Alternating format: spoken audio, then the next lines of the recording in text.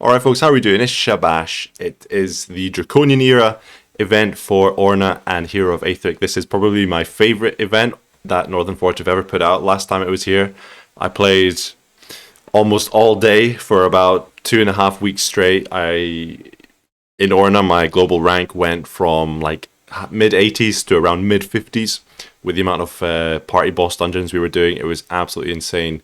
Farmed Ymir like super hard. Really cool event. It's like the best god forging event as well. Like all the bosses that are here can god forge, and that is from tier 5 onwards. So you can start god forging at tier 5. By the way, quick god forging tip. Basically any boss you see with like a yellow aura behind it, typically your Mammons, your Arisen fallen gods in tier 10, they have the opportunity to randomly level up one of your demon forged pieces of gear. So you've got a 1 in 400 chance for a demon forged piece of gear to go from level 12 to level 13, and it will get an extra adornment slot unless it's an offhand. So this is like, you know, maxing out your gear, but super fun. If you've got demon forged gear somehow at lower tiers, maybe on alt characters, for example, you can god forge their gear and like, you know, destroy everything in your tier. So apart from the raids, you have to progress the story of the dragons by completing their codex entries one by one, and you start at the bottom with the tier 5 boss, which is Lotan, which is that white monster there. So the bosses can essentially spawn in the world, and they can also spawn in normal and boss dungeons, and they can also spawn in dragon roosts. Those are the only places you're going to find them. Now in Orna, if you're traveling in the world, you might find all of these bosses in the world already, because people who have already completed their codex entries, they can spawn the bosses when they kill other bosses, and it might be there for you. That'll give you a good opportunity to kind of complete the codex entry yourself, and then you can unlock that boss in dungeons for you, and also that is how you unlock the followers. You need to complete the codex entry for the respective boss before you can find the follower in your bestiaries.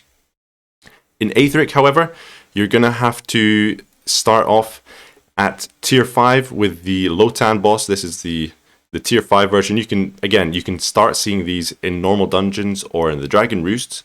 It's quite rare actually in the world.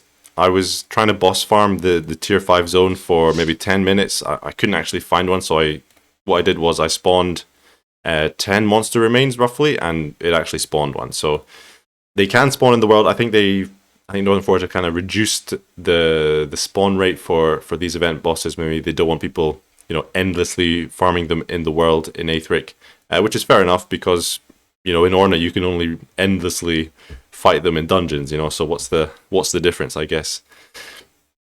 So as we said, how to progress the event, you need to start with tier 5 Lotan, and you're gonna have to complete the codex entry. So I will link Conk's big codexing guide video. Like if you want to go into super detail, it's really good to understand. Terrain Meropis, okay, tier 5 zone. But basically you need to complete the weaknesses, the resistances, any immunities they have. You need them to use all the abilities in battle, and you also need to get all the drops as well. And you also need to proc their status immunities. Now probably the best place to check the actual immunities for these bosses is Orna Guide, or you can use the Codex command with Roarbot in Discord. It just gives you a head start on what you need to see. So for example, for Lotan, we can see it's got a dragon weakness, it's got fire and lightning resist, it's immune to rot, it's got 2 drops, and these are the skills we need to see. So basically, I can give you a quick example. For codexing, also there's a couple that have petrification immunity. Probably using a gargoyle pet is your best chance to get them. But at least in Aetheric, a very nice and easy thing you can do is actually go into the boss, not kill it, but just like hit it with a couple of skills, wait for it to proc its own skills, and then you can actually leave the battle. Those entries will be in your codex, and then you can go back in. So we know it's immune to or weak to dragon, so I use a dragon skill. And then I've got low level fire skill, fire strike, even though I'm wearing a staff, magic gear, lightning strike. So just make sure we don't want to kill it, basically. So if we just leave the battle now, hopefully these entries will be in the codex now, and there you go, boom. We've got weakness, the dragon weakness, we've got the 2 elemental resistances there, and we've got 4 skills already out of 7, which is super good. We haven't got its status immunity yet, which is rot. So to proc status immunities, really assassin spec, if you are tier 9 or above, is a good shout to kind of charge through. But you basically need to try and proc the status immunity. So I've got Great Mimic's Mischief here, which is a good one. So you see we paralyzed it, but it's not immune to paralyze.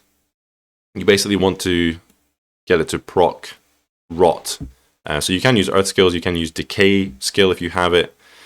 We see we've got burning and blight, but I'm just making sure I don't kill this, which is a nice little trick in Aetheric, actually. Again, you can go into more detail on if you watch Konk's video, linked in the description. He's a codexing master. But most of these bosses, you need like Sleep Dart, Stun Dart. Great Mimic's Mischief can proc a whole bunch of random statuses. Very, very useful skill. Seems like I've bugged out here a second. Okay, we're back, and we can check the codex now, what it's looking like. 2 more skills to use, and obviously you'll need to kill the boss to get the drops. So I do recommend wearing or proccing a dowsing rod at least to make sure you get all the drops in one go if possible.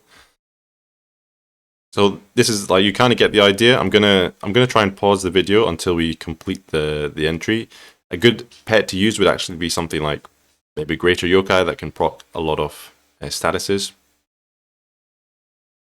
Okay, here we go. We got the rot. You can see here in the battle log, Lotan Cold One cannot get rot. That means we got the codex entry for it. If we flee the battle and check its codex now, boom, we got the status immunity there. And you can see we've got all of the abilities.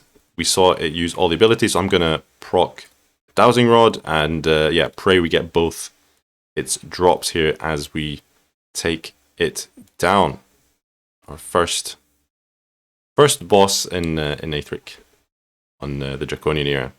And boom, we got it. We got the Coiled Shield, and we got Drake Blood. So that should now be the codex entry completed. For Lotan, you can go into your codex, check the boss, go to the entry, and it should have a yellow name, and then boom, there we go, codex complete, entry complete. So now this means that the tier 6 boss is unlocked for us in dungeons and in the world. So what I'm going to do actually is let's head to the tier 6 zone and see if we can't force Vitra to spawn. It's early here, by the way. And that's it. You're going to have to go from tier 5 with the Lotan onwards all the way up the scale. A couple of tiers they have same bosses at on a couple of tiers they have the same boss. Sorry, a couple of the tiers they have more than one boss, so just check for those. And really the gear is pretty good on some of these, especially at tier 10. If you want to farm Ymir is the ultimate goal, of course. For tier 10, it basically drops tier 10 versions of all the dragon's gear, the early tier dragon gear, and it also drops the Jewel of Creation, which is probably the best general use case armor adornment in the entire game. It's like a Jewel of the End on steroids. It's absolutely insane. Bit of everything: attack, magic, defense, HP, mana, 1% ward. So any superior, you're looking for anything superior quality and above. So this event, absolutely awesome. Really great chance to Godforge all of your Demon Forge gear on both Orna and Hero of Aetheric.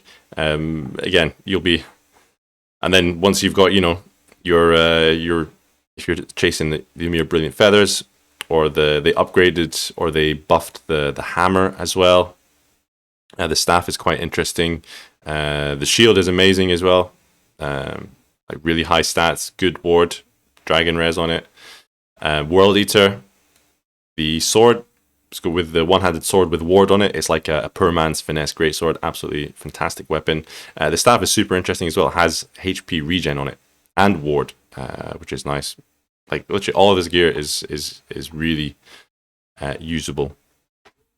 So yeah, I hope that was useful. I want to thank all the Arisen Orna legends for supporting me on Patreon and Twitch. Your support is greatly appreciated. Hopefully I'll get to do a few boss dungeons with you guys over the course of the Draconian era this month. And yeah, if this video was useful, or if you have any questions, please drop a comment down below, smash the like button, etc, etc. And we'll see you in the next one. Thanks for watching. I'm Shabash. Ciao.